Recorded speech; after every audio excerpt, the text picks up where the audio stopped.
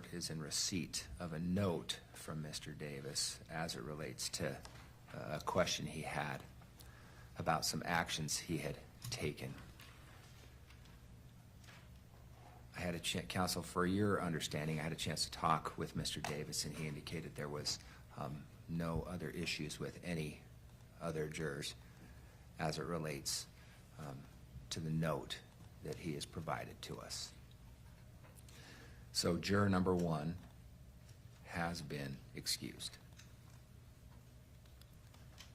If we need to make any, does either attorney wish to make an additional record? No, I think what we've said in chambers would be sufficient. Agreed. All right. Are we ready to bring the jury back in and Yes. go until lunch? Yes.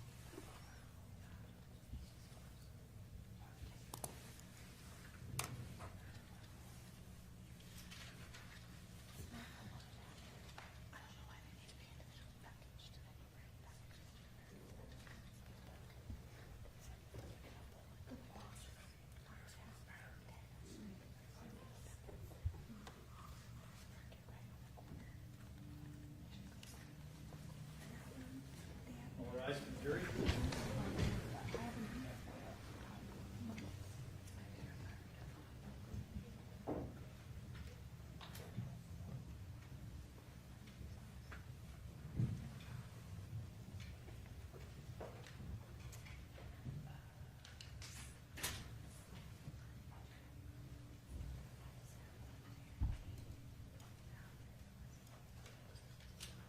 Thank you. Please be seated.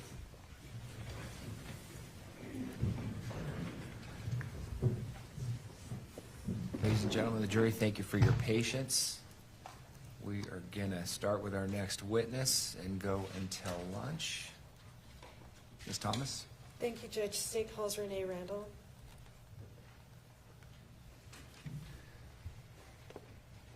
Please come forward, ma'am.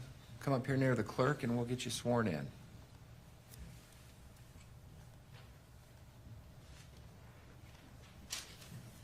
Please raise your right hand. You do solemnly swear the testimony you shall give in the case now before the court will be the truth, the whole truth, and nothing but the truth, so help you God. Come on over here and have a seat on the stand.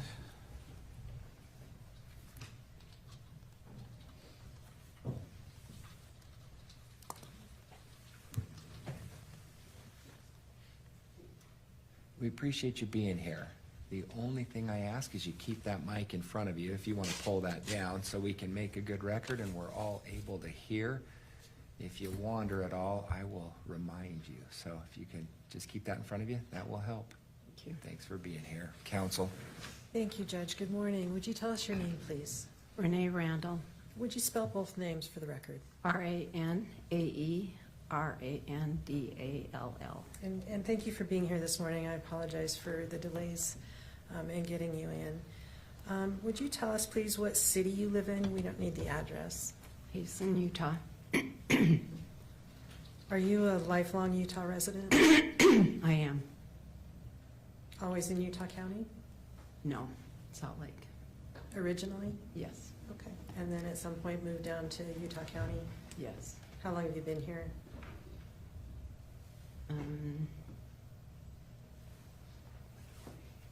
It's not a test if you don't remember. I'm just trying to think. So probably about 36 years. Okay. And you are married to Lee Randall, who we just talked to, correct? That is correct. All right. And do you know Meggan Sundwall? I do. How do you know her? She's my daughter. Is she your only child, or do you have more than one? She's the oldest of three. Do you recognize her in the courtroom today? I do. Would you describe what she's wearing for the record again, please? I see a black sweater. The state would request identification of the defendant, Your Honor. Thank you.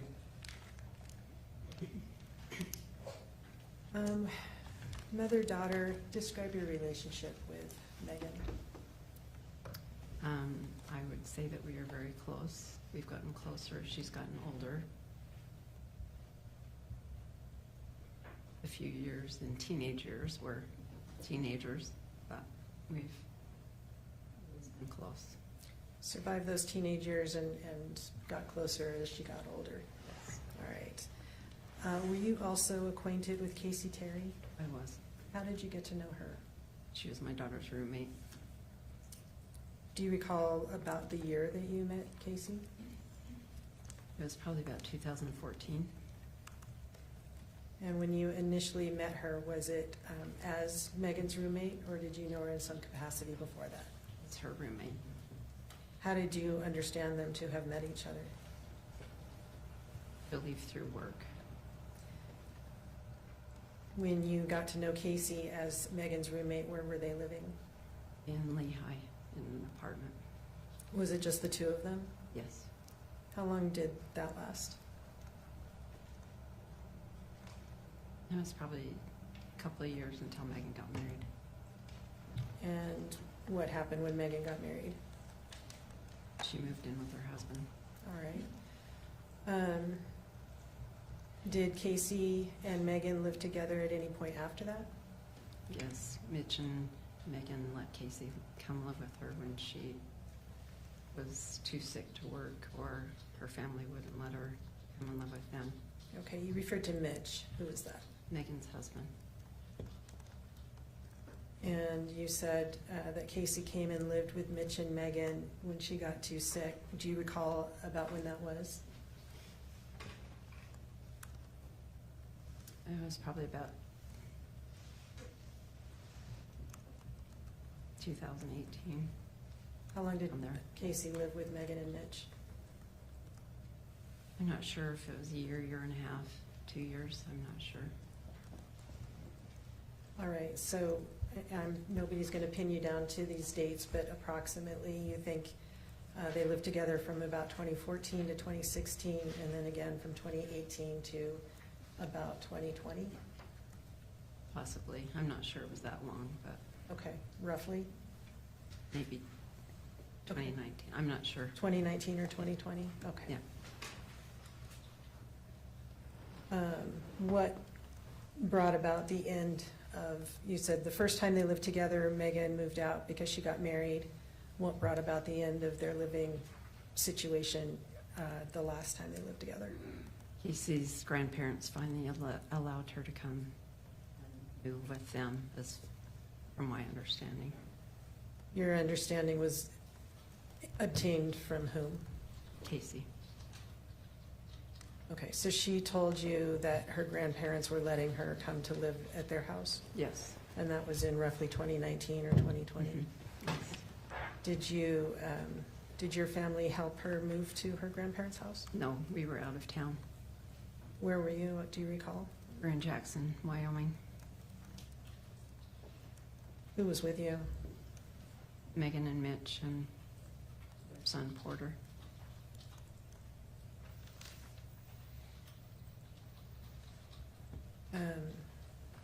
Where did Kacee's grandparents live? Where did she move to?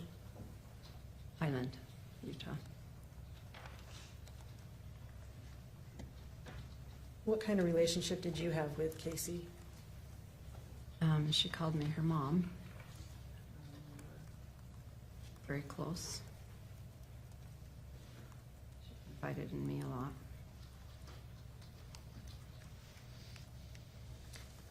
Did you see Kacee at times even without Megan being there? You said she confided in you. Was that in Megan's presence or just you and Kacee? There were a few times that it was just me and Kacee, but mostly it was when she was invited to dinner or when she came and spent time with our family, or it was probably more of a trip. And there wasn't a lot of just the two of us time. Okay, you just mentioned our trip. What was that? What was the trip you're talking about? Kacee and Megan took me to Disney World for my 60th birthday. How long were you there? A week.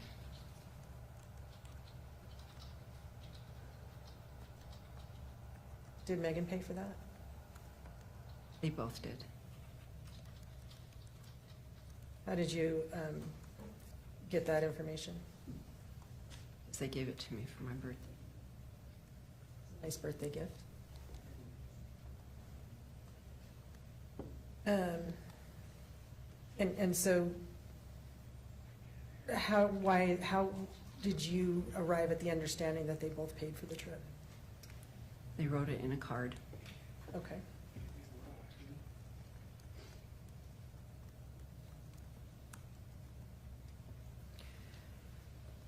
Were you aware of any plans for Megan to see Kacee on August 12th, 2024? Yes, I was. When did you learn that they had plans? I know that, I don't know if it was 1 or 2 days before, Megan asked if my husband would be able to watch.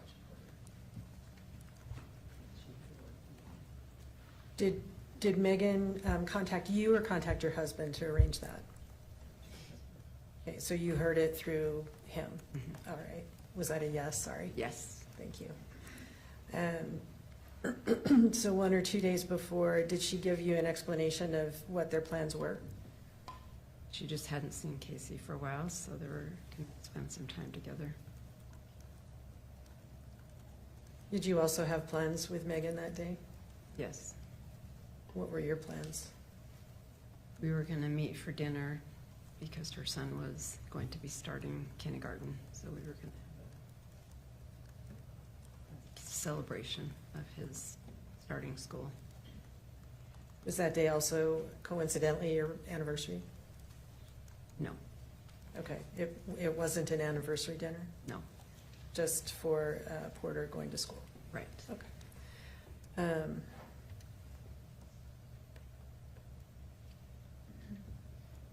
What time were you supposed to meet? We didn't have a time set. It was Did- just going to be after work. After work for who? Me, What time did you usually finish work at that time? 30, At 3? 4:30 or 5. I really misheard you, I'm sorry, 4:30 or 5. Okay.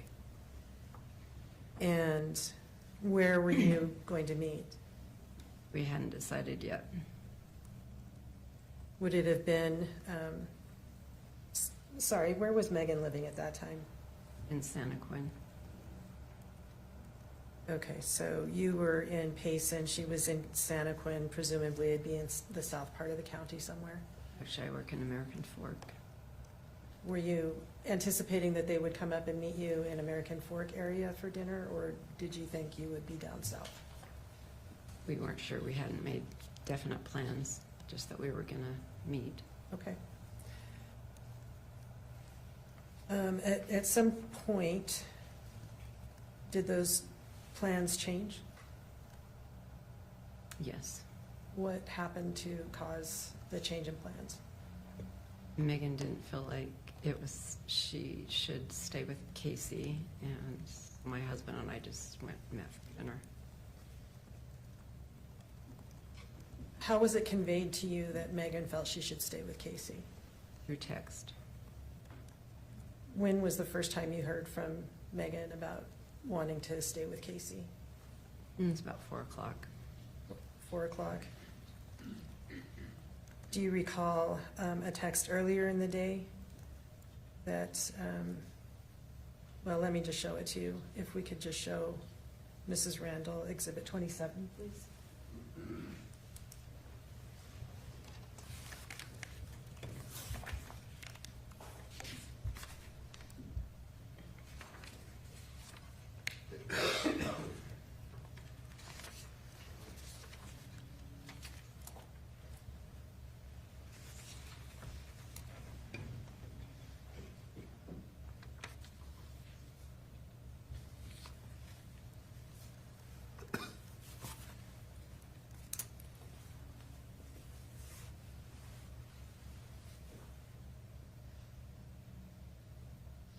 Do you now see something on the screen in front of you? Yes.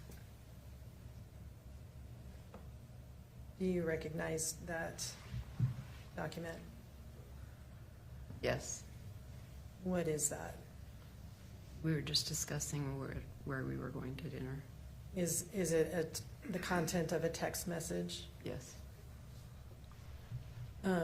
Does it reflect your memory of what your communication was that day from Megan? We were talking about going to Spaghetti Factory.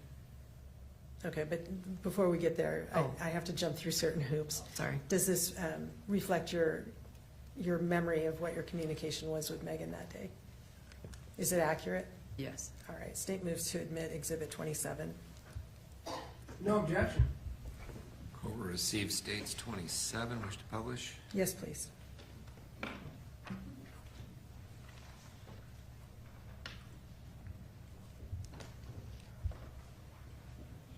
All right, and this was a communication from Megan to you? Yes, because I had asked her if she would be interested in going to Spaghetti Factory, Okay. because her son likes spaghetti, so. And how did she respond? Could you just read that to us? I think who would definitely be interested, I still have a gift card for there. I'm still here with Kacee. She's not doing too great. I can't even get her to wake up. All right, and do you see the time stamp on that communication? 1:59? Does that sound accurate to you? I don't remember. All right. Do you have any reason to doubt that that's the time that text was communicated to you? No. Do you recall how you responded to that text? No, other than just waiting to see how it was Alright. going to work out. Did you hear from Megan again later on that day? I don't remember. I think it might have been around 4:30 to see if we were going or not. All right. I don't remember. Let me have you take a look at Exhibit 28.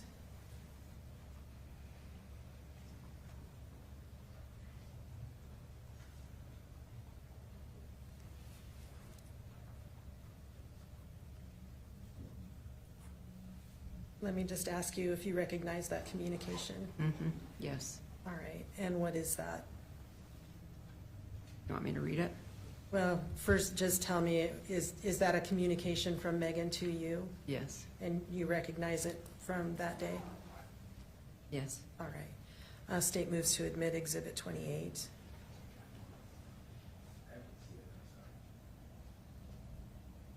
Is it still not up for you?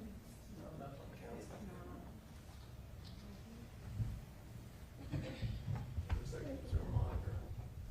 It's just come up. It monitor it on. People paying for that monitor. No objection. What's the exhibit number again? 28. Cobra received states 28, wish to publish. Yes, thank you, Judge.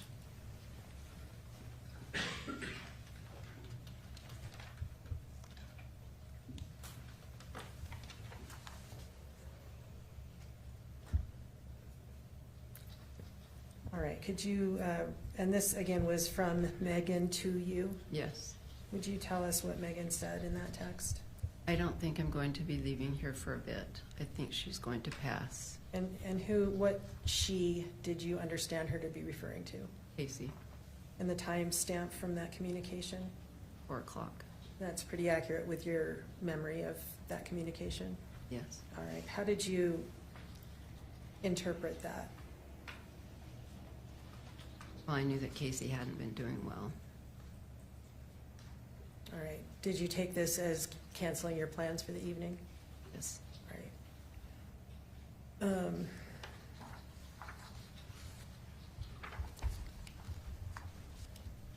Do you recall how you responded? Any specifics about that?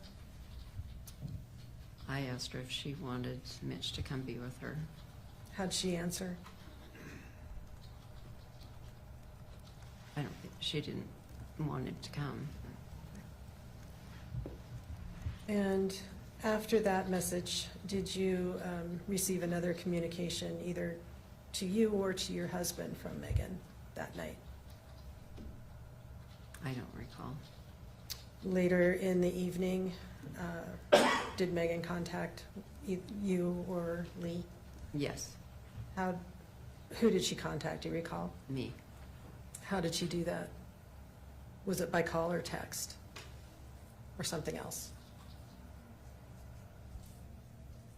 I don't remember if it was a call or a text. Okay. Just that at some point later in the evening, she communicated with you? Yes. What was the nature of that communication? She just asked if her father could come and give Kacee a blessing. Was that the specific language she used to come and give Kacee a blessing? How did you respond?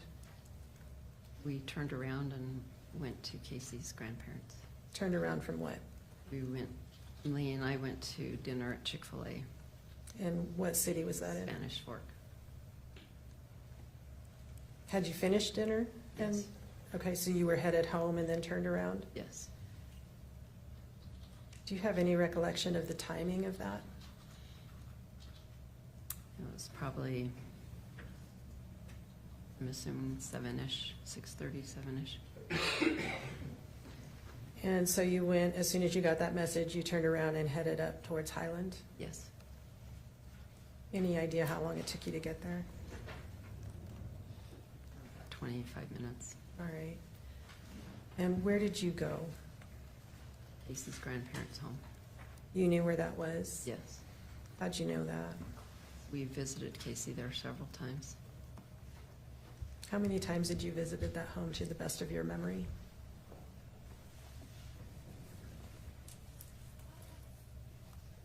Probably 5 or 6 times.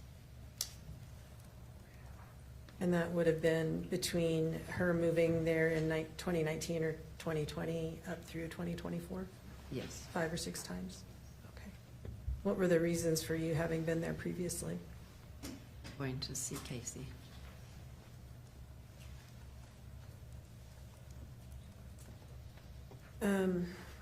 Once you arrived at the home, what did you do? We just went to the back entrance where we go down to Kacee's room Where did you park, do you recall? on the street. Directly in front of the house? Yes.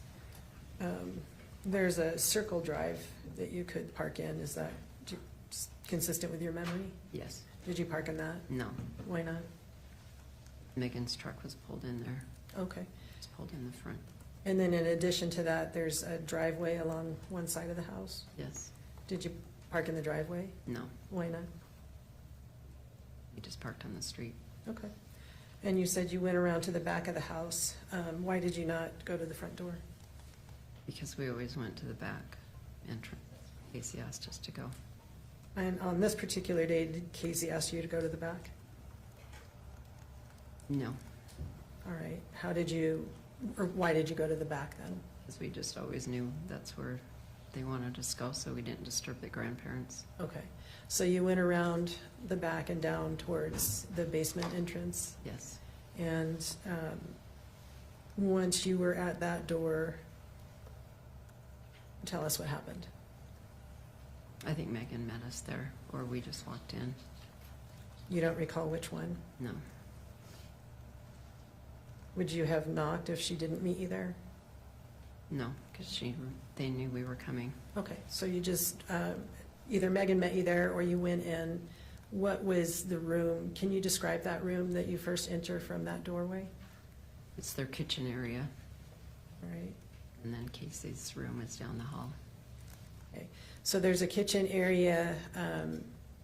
Were lights on or no lights? It was pretty dark. There might have been a light on in the hall, but not in the kitchen. And so what time of day did you think this was? Probably about 7:30. 7 to 7:30.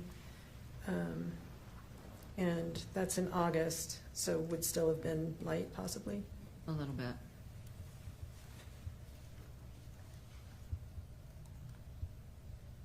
When you went in, did you notice anything or pay any attention to the kitchen area Whether anybody was in there, or did you see anything that caught your attention? We didn't see anybody.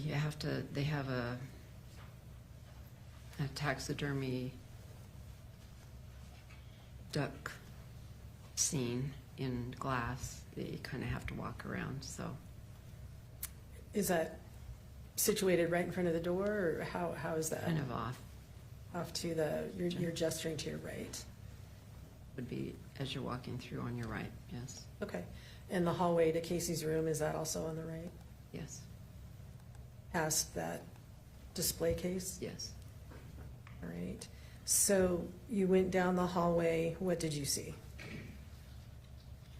We just walked to her room, Was her door open? yes. Was her light on? Was the hallway light on? I don't remember if the hall light was on or not. And when you first went into her room, what did you observe? Kacee was on the bed. Let me have you look at Exhibit 4 if we could. This has already been admitted. Okay, do you recognize that? Yes, that's Kacee's room. All right, does that look about like it did that night? I really don't know. Okay. I mean, yeah, that's the position of her bed, and The furniture is but it situated? it didn't seem to be, it wasn't that light. Okay, Yeah, that's her room. okay.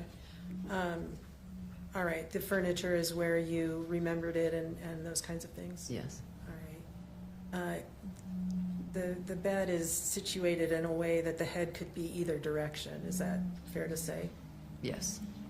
Which direction was Kacee laying on that bed?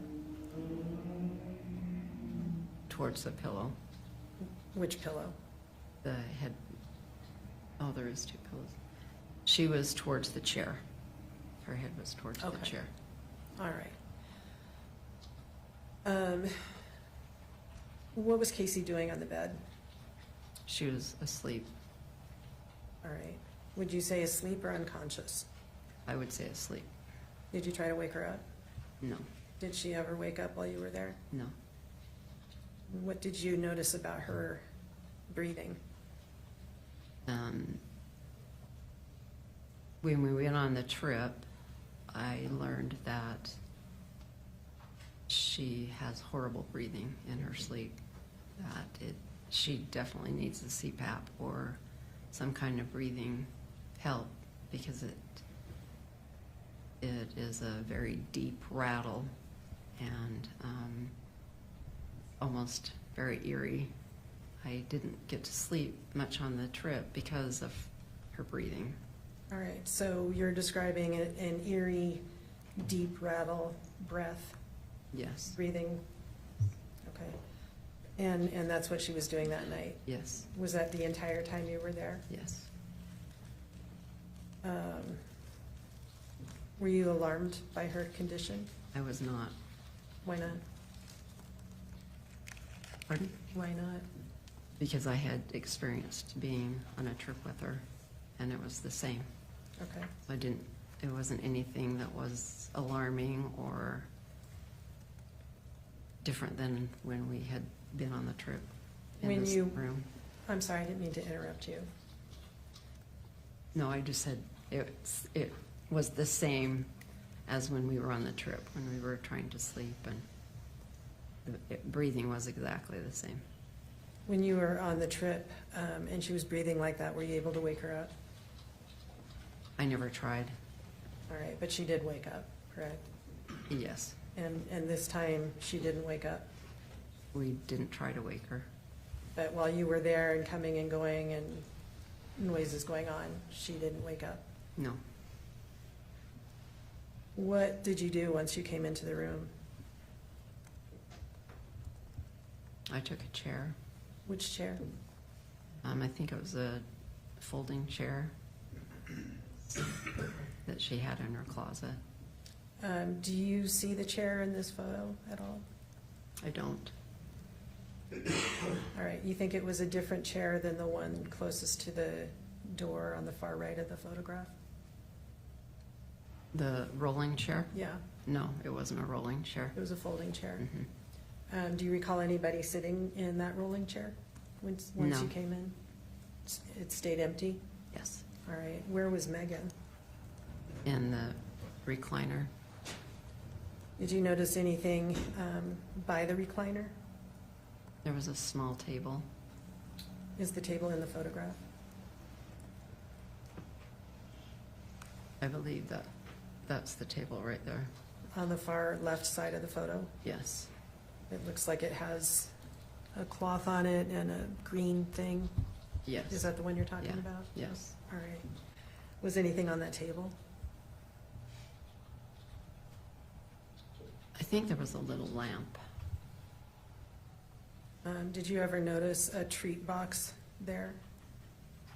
Megan had mentioned that Kacee had gotten her a little, like a little plastic basket and filled it with some of their favorite treats. Did you see that plastic basket? I believe so. Where do you think it was what's your memory of where it was when you were in that room? I just remember there was a Pepsi and some M&Ms. Was it on the floor, on the table, somewhere else? I don't remember if it was on the table or floor. You just remember seeing it? Mhm. All right. Because Megan was very touched that she had gotten her that. How do you know Megan was touched about that? She showed us specifically to tell us that Kacee had gotten her the goodie bag. Okay. And so when you came in, that was part of your conversation. What was the first, how did she first begin communicating with you that evening when you first got there? And she was just happy to see us. Did she tell you anything about Kacee's condition? No, she just said that Kacee started not feeling good during the day, that they had watched movies and had had a nice day. All right. But you were aware from the text messages that you got that Megan couldn't wake her up after about 1:59 p.m., correct? Yes, Right. And that you knew after 4 p.m. that Megan thought she was going to pass. yes, but Kacee had been on the verge of passing, as far as we knew, several times. As far as you knew from whom? Just the situations of, and Kacee describing how she was feeling, and her doctors supposedly, and her nurses supposedly, Okay, did Kacee describe that to you? through some texts and talking, and yes. Okay, had you ever seen her close to death like that evening, or in a condition that she couldn't be woken up? No,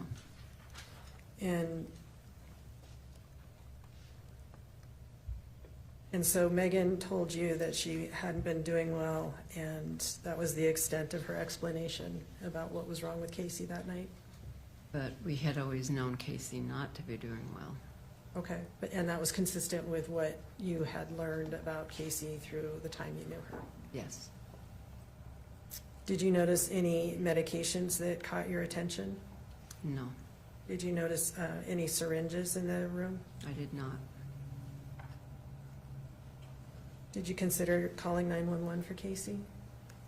I didn't have any reason to be alarmed. Once you were all in the room, what did you all do? We just visited. Lee gave gave Kacee the blessing, and we just visited with Megan. Do you recall the language of the blessing? I don't. I know it was of comfort and peace, but I don't remember the specifics. All right. Where was he situated when he gave her that blessing? He was by the black chair.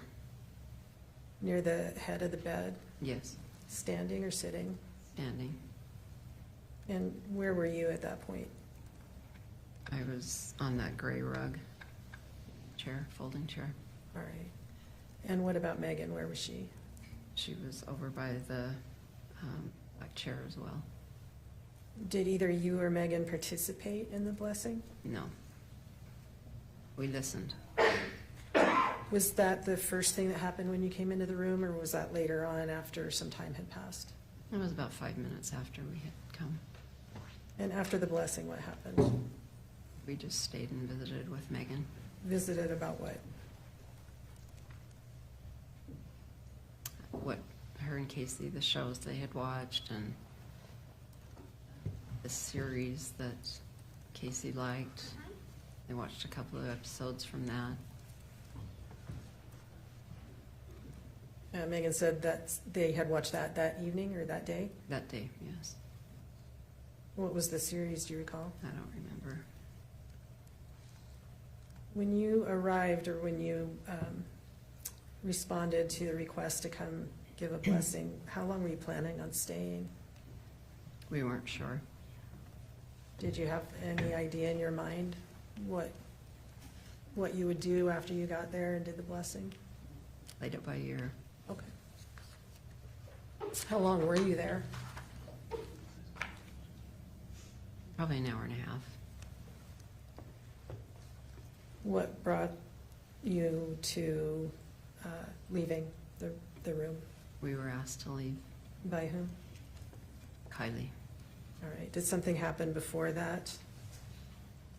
Mark came down and asked who we were, because we'd never met him before. And so by Mark, who are you referring to? Casey's uncle. So you had never met Mark before? No. Just some person you didn't know came in the room and said, Well, I knew her uncle lived there, so I assumed it was him. all right. And was the door open when he came in, or had it been closed? It was open. And were you surprised by his entrance? No. What did he say when he came in the room? He just asked who we were and what was going on. Who responded? Megan. What did she say? She introduced us as her parents and said that she was Megan, her friend. What happened after that? He asked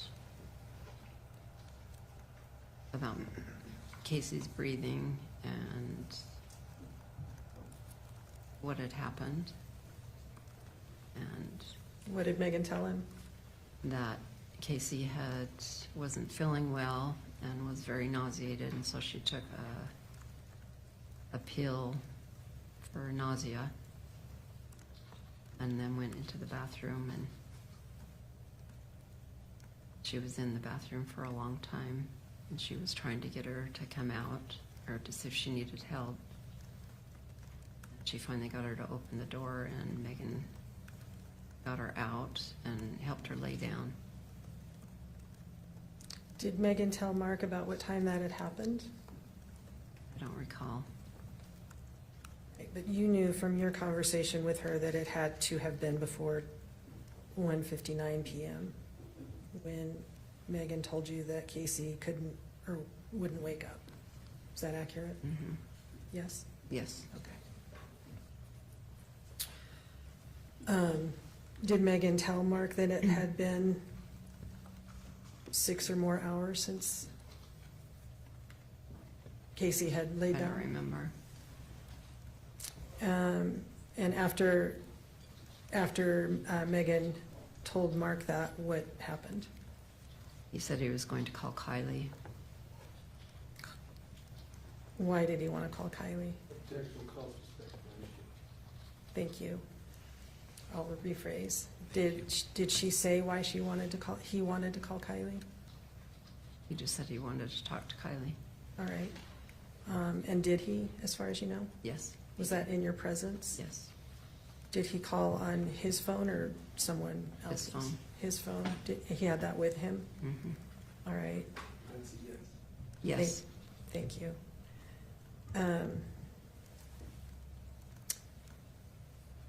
What happened when Mark called Kylie?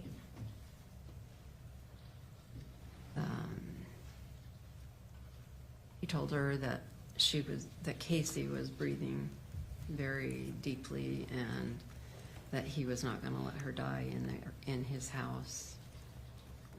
And Kylie told him to get us out and to call 911.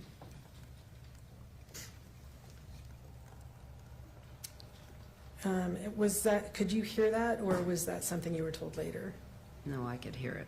All right. When Mark first came in, did he mention calling 911 or calling for an ambulance? No.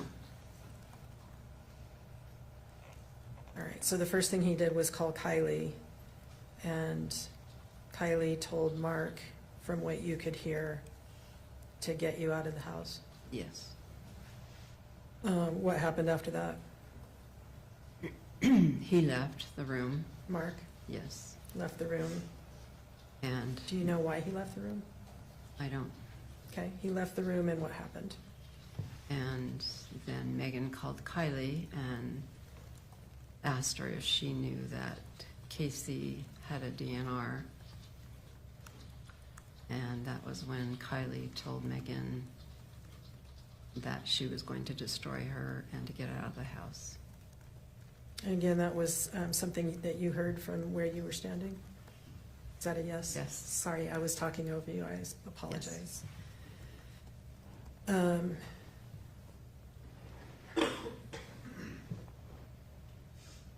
Had Megan said anything to you earlier that evening about a DNR? No. Had you discussed a DNR with Megan before that point? I had discussed it with Kacee. Okay. What is a DNR in your mind? Do not resuscitate. And when had you talked about that with Kacee? She had mentioned it several times that she had one When? in our conversations Okay, through but the years. over the years? Yes. Had you ever seen one? No.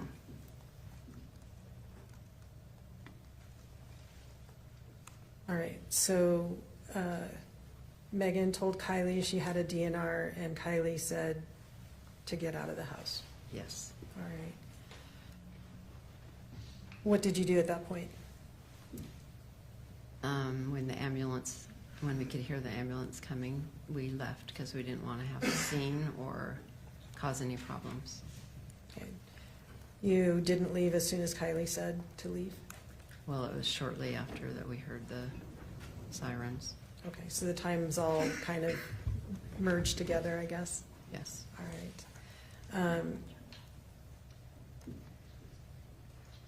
How did you leave? Out the back entrance. Okay, the same door you came in? Yes. What did you take with you? I might have taken I don't remember if I took my purse in. I don't think I did, but we didn't take anything. Okay, there's nothing in your hands? No. Anything in Lee's hands? No. What about Megan's?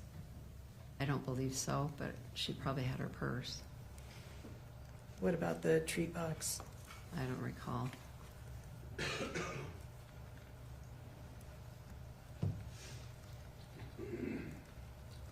Did you see anybody coming in as you were going out? No. And so you walked around the side of the house, and you said you had heard the ambulance arriving. Was the ambulance then in the driveway when you got up to the driveway area? Not yet. Did you see it approaching? No. Okay, you just could hear it? Mm-hmm. Yes. What did you do? Thank you. I got in Megan's truck with her because I didn't want her to drive home alone. And my husband left, and Megan and I pulled around the corner, and the ambulance came. Did you stay and wait for the ambulance to let them know what was happening with Kacee? Who to let us know? Sorry, I don't know what you're asking. Sorry, let me rephrase that. Did you and Megan, or you and Megan and Lee, stay in the driveway until the ambulance arrived to let them know what was happening with Kacee? No. You said Lee left and you and Megan drove up around the corner, and what did you do then? We just watched what was happening. Why was that? Why was that? Yeah. Just to see if the ambulance did come and if they took Kacee, or if Kacee was okay, or we couldn't really tell. How long did you watch? Oh, maybe 20 minutes. What did you do next? Then we left Where did you go? home. And you rode home or drove home with Megan? I rode home with Megan. Okay. She was driving. She drove, and Lee had already left in the vehicle that you arrived in, correct? Correct. So both vehicles, Megan's and your and Lee's car, were no longer at the house when the ambulance arrived. Is that Correct. accurate? Okay. Did Megan express anything to you about why she wanted to wait and watch what happened with the ambulance? We were both concerned. Concerned about what? Kacee, What was your concern specifically?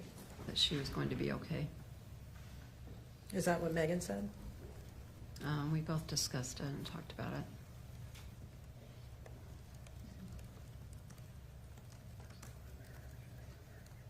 What was, you said you were close to Megan, discussed things like moms and daughters do. Is that accurate? Yes. Were you aware of any concerns that Megan had as far as her financial stability at that time? I know that everyone struggles at some point in their life. I don't know anyone that doesn't. I know that Mitch had been out of work, and they just were worried about making all of their obligations. Not in a desperate way, or not in a, just a concern. Just like I am every day with mine. Had you had conversations with Megan about that? Yeah, life can be very challenging sometimes. And when was the last time you had a discussion with her about financial concerns? Before August 12th, 2024? I don't remember. Would it have been close in time or months and months before that? Do you have any gauge? No, it's just things you talk about. Okay.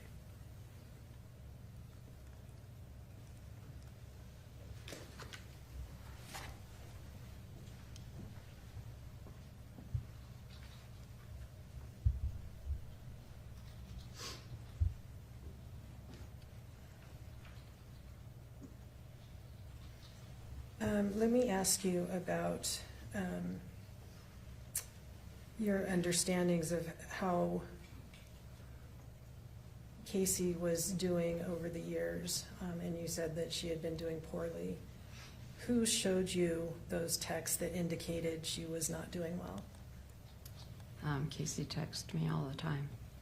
All right, and how else were there other means that supported that conclusion? Well, when we would go and visit her, and when we would go visit her at Megan's house, when we would just be together, she was always talking about how sick she was. Did you understand Kacee to be in the hospice care at some point? Yes. How did that information come to you? Text From whom? from Kacee All right, and what did she tell you about that? that they had put her under hospice care, and that we were not to visit because they didn't want Kacee to be exposed to outside germs, and so we didn't go visit her for a while. And what's a while? How long before August 12th did that happen? Probably 9 months. 9 months?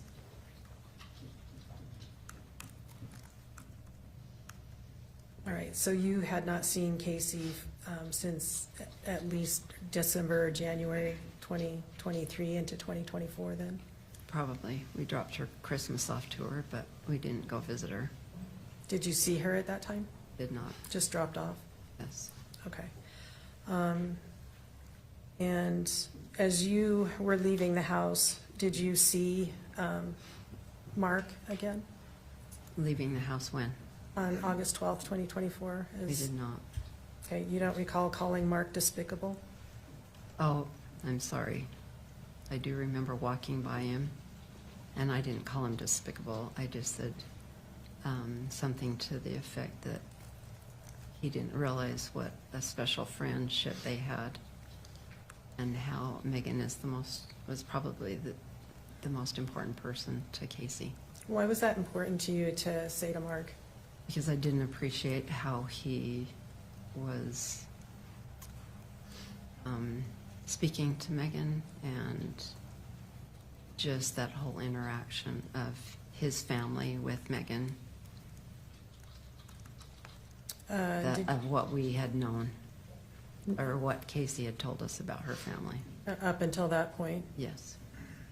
did you understand her to have a pretty good relationship with Mark, or the entire family she didn't? I know that she liked Mark.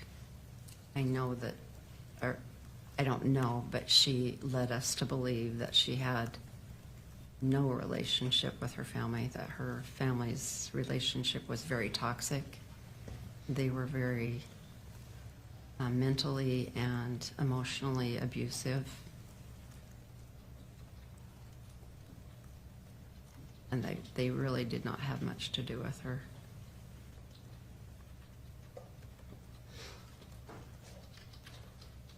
And that's the information that Kacee had conveyed to you over the course of years? Exactly. All right. So, bless you. So when you saw Mark that evening, you weren't commenting on his calling the ambulance? No. Were you concerned that he had called an ambulance? No, if Kacee needed it, she needed it.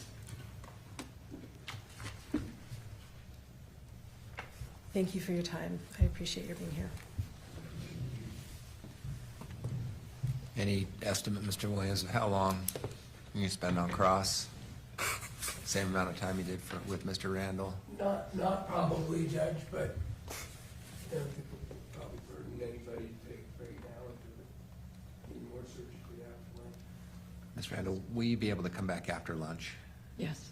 Okay, let's take our lunch break right now.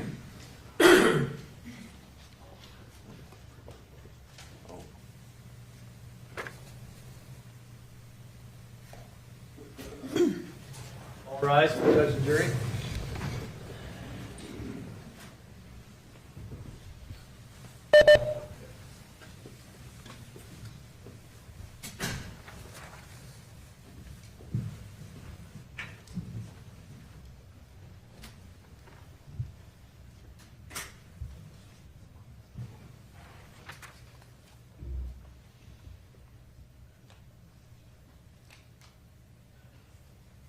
You can scoot over. Stay in your same order, but just, you might as well use that chair. Everybody can be seated. I was gonna tell you that before the break, that we don't have need for this extra chair anymore. And you guys figured it out on your own, so, thank you. Ladies and gentlemen, the jury, welcome back. We're gonna go on the record and call case number 251-401-132, State of Utah versus Sundwall. We have our witness here. Please come forward. Come on back up.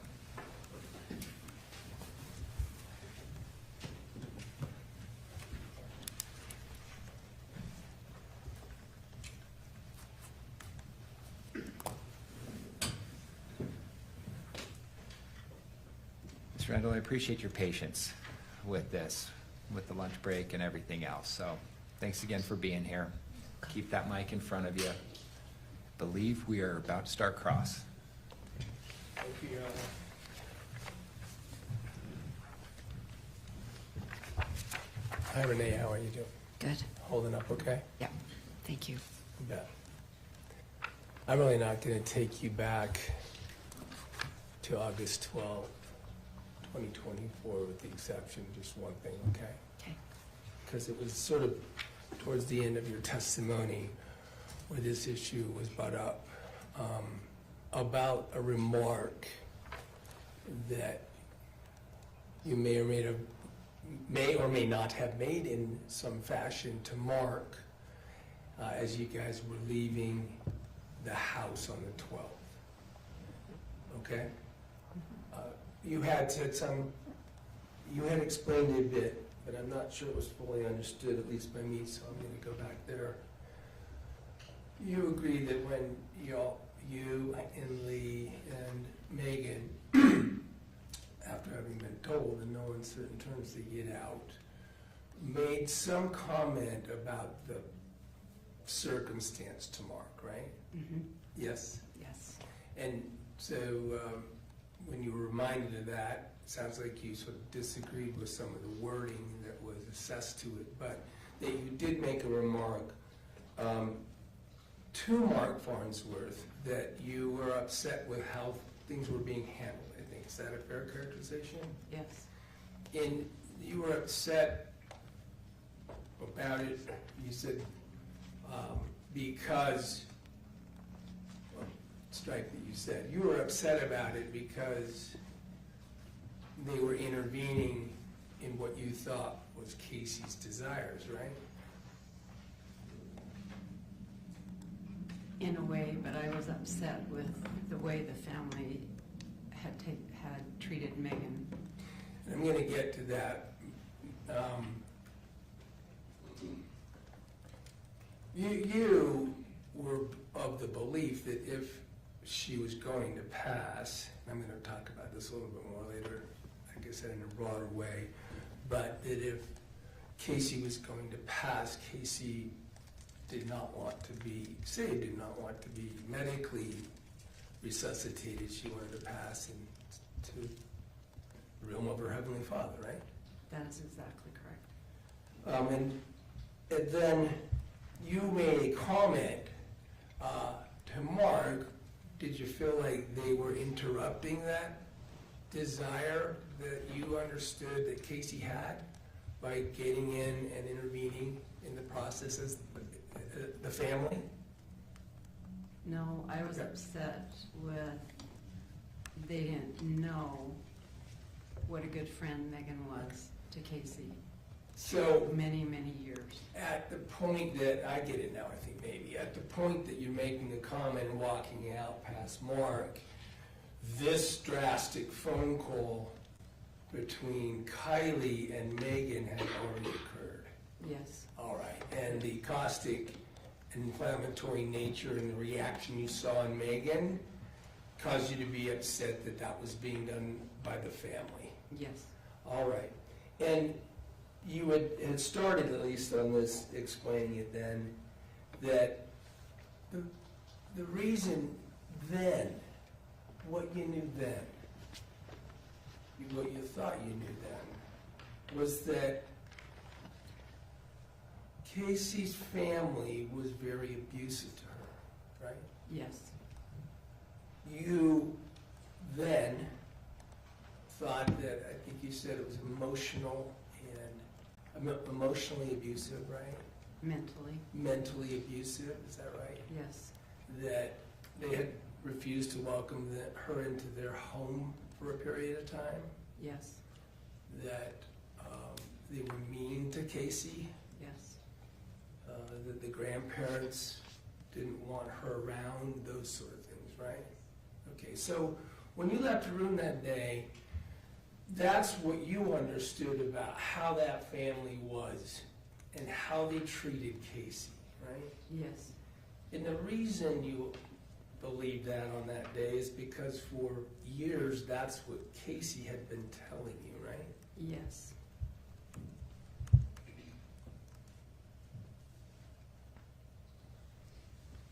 We'll move to the subject again of things you learned and things you were told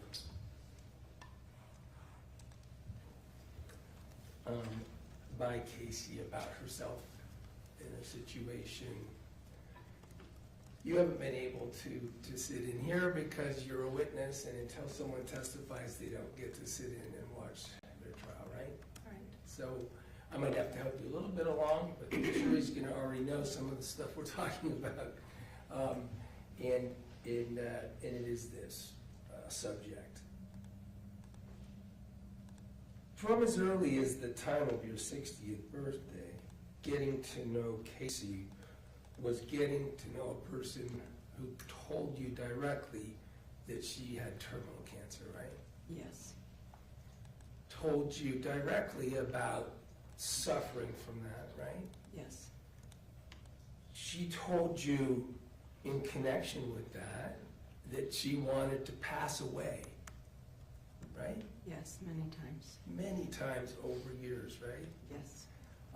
She was very specific and graphic in discussing her suffering and pain to you, right? Yes. And that was associated, among other things, with the terminal cancer, right? Yes. Now, I know that you know now that that was all a lie, but at the time, did you believe her? Yes, I didn't have a reason to question her. Did you have empathy for her? Yes. Did you feel like she accepted and encouraged your empathy for her? Yes.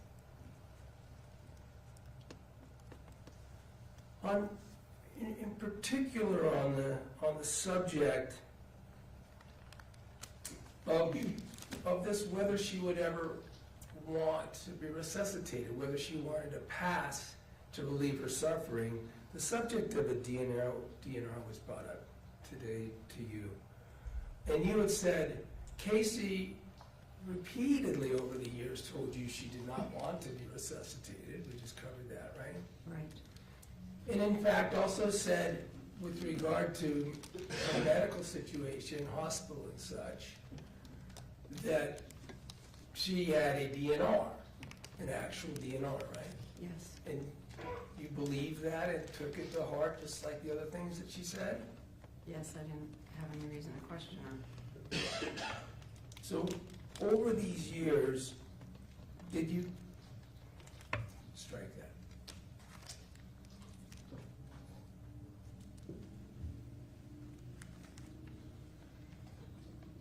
There was the discussion about this direct communication and the relationship in which it was presented by Kacee to you.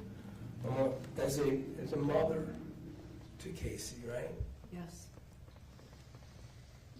Can you pull up? I want to, just for the witness,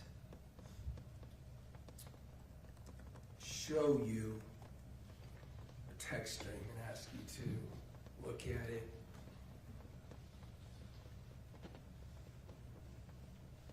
And we're going to work together to make sure that you think you know what it is.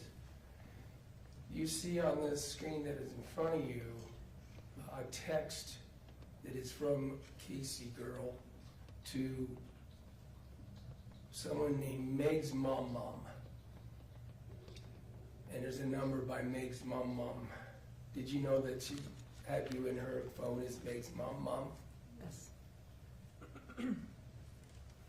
You see down in the bottom right-hand corner,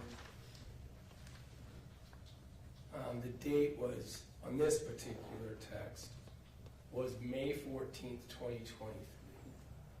You see that? Yes. I'm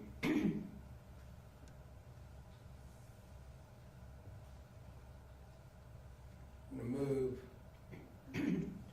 Oh, let's scroll through it a little bit to lay the full foundation. Sorry, Scott, it's 2023. I'm sorry, did I misstate the date?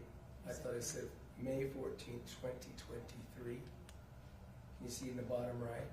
Yes. All right, if I said a different date, I'm sorry. You see that this next one down is you back to her? Yes. Scroll down again. The next one down is her back to you. Yes. Scroll down. And that is and that was just right after. These are a string within, all on the same day. Yes. I'm going to move for admission of this as defendant's E.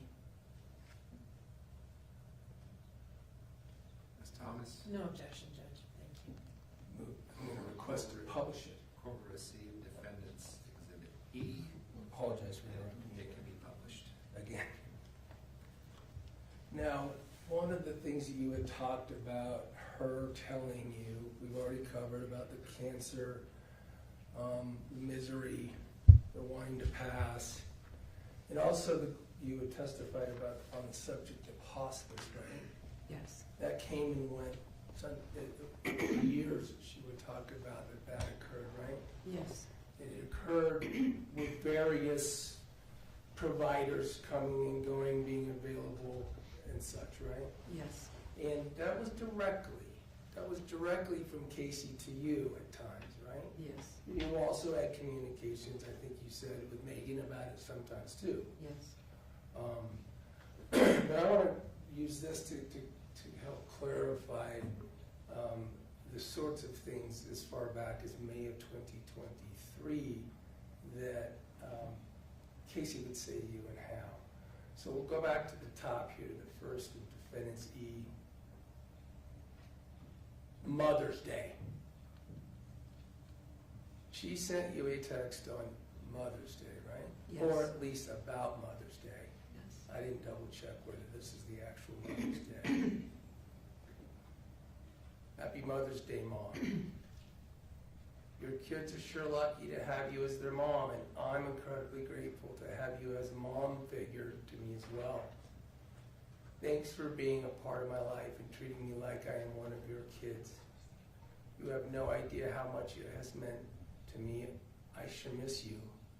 I hope you are having a wonderful day and get to do something fun with the family. Love you lots. That's what she sent to you, right? Right. And scrolling to what you sent back. Thank you, my sweetheart. We are actually just driving back from our week in Jackson Hole. Let me just stop there. You had mentioned Jackson Hole in connection with the time that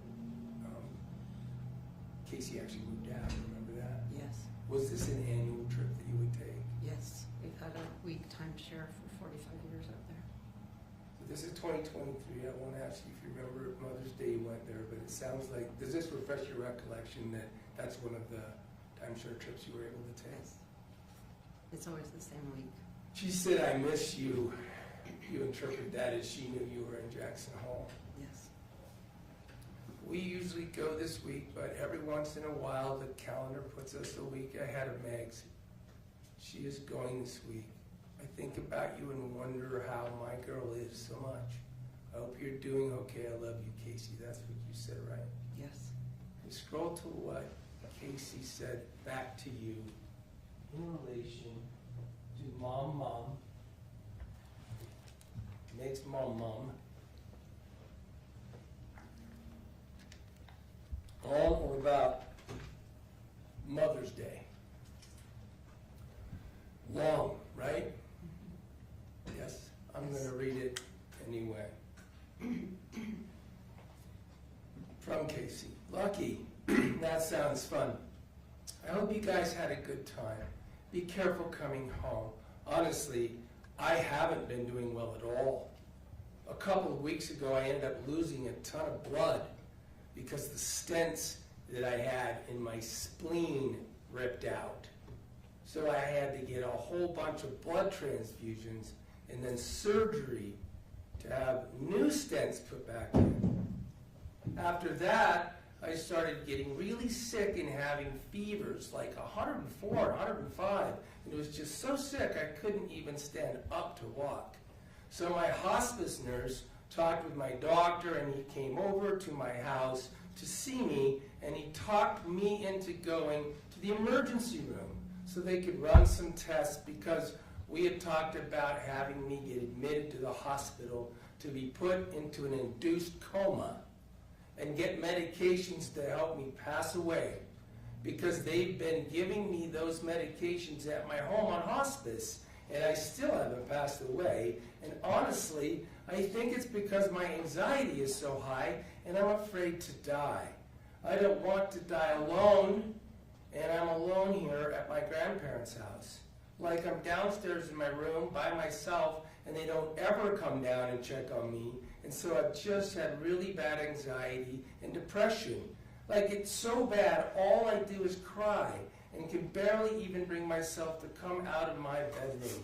Anyway, I went to the hospital because I had to get testing done to prove to my insurance company doctors how sick I really am so that they would admit me. Anyway, they did a bunch of tests and some blood work and found out that I had a really bad kidney infection and it had spread into my bloodstream. And I went septic, which made my kidney function go from stage 4 kidney failure to stage 5. And they wanted to do emergency dialysis because my kidney was basically done. And they also needed to give me IV antibiotics to help my sepsis go away because the infection had moved to my chest port. And so they had to remove my port and then put it in a PICC line so that I could have my medications. And then as soon as the infection was gone, then they were able to go back and put a new chest port back in on the other side so that I can get my medications. But because of my bleeding disorder, they had to give me shots to thicken my blood, which caused me to get blood clots in my lungs. Septic is scary. It causes your organs to shut down. So along with everything else, it also put me into liver failure. Anyway, the whole purpose of me doing all those tests was so that I could pass away. So there was no point in doing the emergency dialysis, but I had to do the antibiotics if I wanted to have the new chemo port put it back in so I could have the medication that I need to help me pass away peacefully. So I declined the dialysis, but I had to stay and do that IV antibiotics, and that worked. My infection is finally gone, and I was able to get my port replaced. So after about 14 days of being in and out of the hospital, I finally got to come back home on hospice. And then they were going to admit me up at Huntsman to put me in an induced coma so they could start the medications. And then for some reason, my primary insurance, Select Health, changed. And so they wouldn't pay anything. And because they wouldn't cover anything, Medicaid wouldn't cover anything either. So right now I'm back at home, and I'm on hospice, and we're just working with my insurance, trying to get them to change my insurance plan so that they will cover everything, and then I can be admitted into the hospital. So I've had to do a whole bunch of paperwork, and they are taking their sweet time on getting things figured out. So as right now, I'm just back at home super sick because I got a new hospice company, and my nurse ended up stealing my medications and not coming to my house to give them to me for days, and I only found that out because I finally called the pharmacy to see if maybe I just didn't have prescriptions ordered. And that's why my nurse was never showing up. And she said everything was ordered, so come and find out she'd been stealing them. And so my charge nurse came out the other day, and she called the cops and had me file a police report. And she finally gave me my meds. They ended up firing that nurse, but the last 3 or 4 days they've been short-staffed, so they haven't really even been coming out. They're supposed to come out every morning and at night. In the last few days, I've only been able to get them to come out at night time. So then I'm just super sick all day long. I finally talked to my hospice doctor this morning, and he's going to call me in the morning on FaceTime. And we're going to figure out a new hospice company to go through until we can figure out if my insurance will approve me to be able to go into the hospital to be put in an induced coma. But anyway, my doctor said that we'll talk about everything tomorrow, but he is just going to have one of his nurses come out and give me my medications that I need every morning and night until we can get a new hospice company. That way I can be comfortable and I won't be in any pain. So anyway, yeah, I've just been really sick and I haven't had any medication to help me feel better. It's been a rough couple of weeks, but hopefully things will work out soon. Honestly though, I've been so sick that I really thought I was going to pass away. And I had prayed all day long for days at a time, asking Heavenly Father to please let me come home. I am so confused on why I'm still here. I don't understand why it's taking so long, and it's been really hard on my mental health. I'm super depressed. All I do is cry. I'm just so sad and scared and feel so alone. I'm just having a hard time. Anyway, there's an update on what's been going on with me. I hope you're doing okay. I hope you know I think about you guys all the time, and I really miss you. I sure love you. Did I appear to read that? Yes. Does that fairly characterize the way Kacee Terry would communicate her hospice, her desire to die, her pain, her suffering? Is that consistent with the way she did it over these years? Very consistent. And except towards these last months, before the 12, she actually told you because of this hospice, she didn't deny that she was having it. She said, don't come by. They don't want anybody in contact with me. Don't come by the house, right? Right. So she was communicating all the same things, but trying to keep you away from whether a place where they were happening, supposedly happening.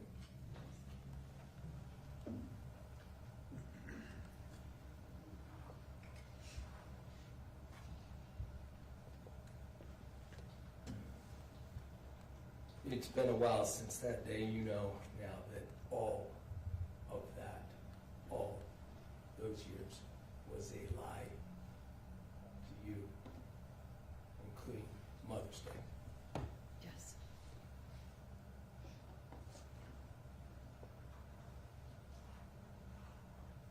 Meg and Mitch got married. Yeah? Yes. Mitch had 3 kids from a prior marriage, right? Yes.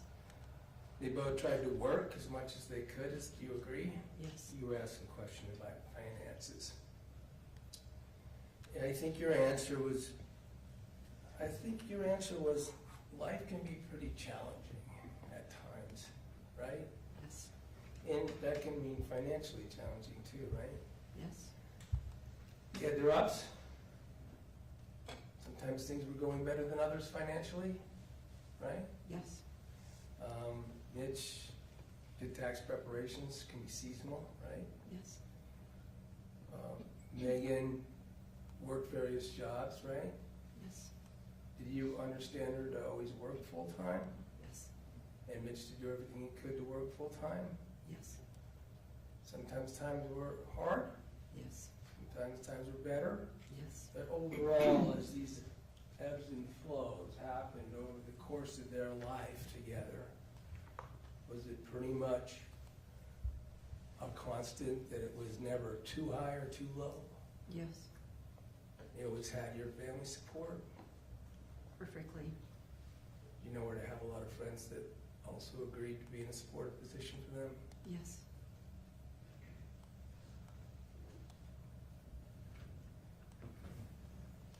Ranae.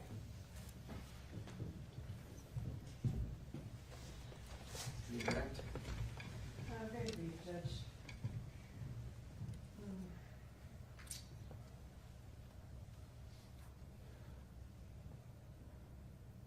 Sorry, trying to gather my thoughts. The long text that Mr. Williams just read that Kacee sent to you, and you said that was a sort of standard how she communicated with you, is that fair to say? Yes. All right. She frequently sent long, boy, that was long. I can't imagine typing all that. But she sent texts to you like that on a regular basis Yes. that complained of her medical condition. Yes. And knowing all that, was that consistent in your mind with her having the DNR that you said she had? Yes. So if she had a DNR, did you wonder why she was having surgery for a spleen splint, or having sepsis treated, or going to the hospital, or having a coma induced, or any of those things she described in that text? Well, it really wasn't for me to question. It was her story, not mine. Right, but you thought she had a DNR at the time? At that time of the text, it was later that we talked about the DNR. Okay, this was in 2023. Right. All right, so it was sometime after that that you believe she had a DNR? Yes. All right. But, I mean, you never saw that DNR? No. During that text, she expressed that she wanted to be comfortable, Yes. that she didn't want to be suffering, Yes. and that she wished she had medications to help her feel better. Yes.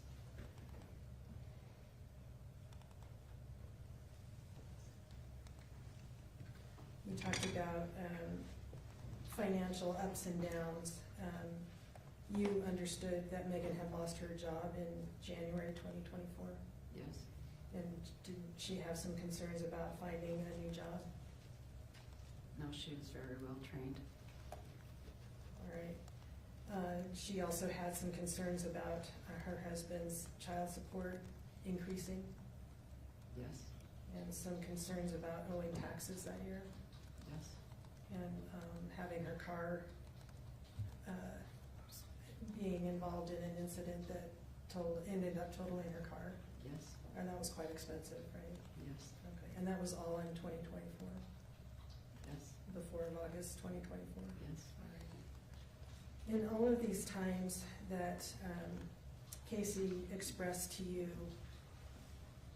you said just wanted to pass away, that she wished for death, and you told Mr. Williams that that was all associated with her terminal cancer.